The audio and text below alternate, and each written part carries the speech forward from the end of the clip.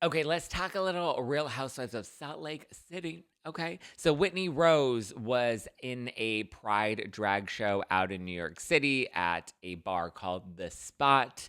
This is where she spilled a little bit of Real Housewives of Salt Lake City tea, a little iced tea for us. So first up, she clarifies that she and legend Lisa Barlow are all good. We're good. There's no bad blood between them. She says that they're still friends despite Lisa Barlow saying some stupid shit that I guess she didn't really agree with.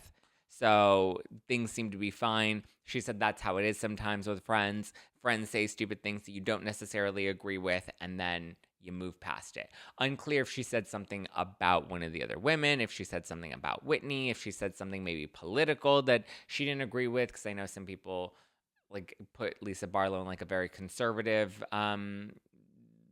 lane, and Whitney seems to be a lot more, liberal.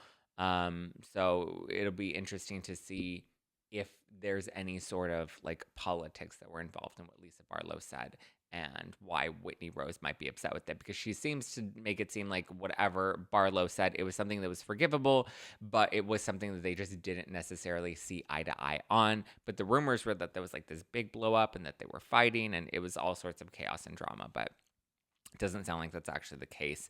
Seems like, now they're in a good place. But Whitney does also talk about Mary Cosby's return to the show. She comes back. I don't think she's a full friend of. I think she just comes back in like a cameo style, makes a couple of appearances, guest appearances, maybe like two from what I've heard, possibly three. But I heard she like ends up ghosting everybody after one of the most recent encounters. And then we see the picture of her and she's sitting all mad in the van and she's waiting for everybody.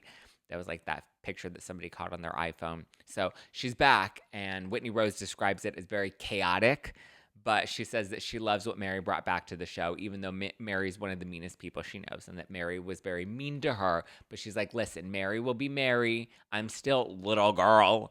And she says that Mary's so mean to her, but she actually enjoys having Mary back. So, I mean, listen, spoken like a true Housewives fan, right?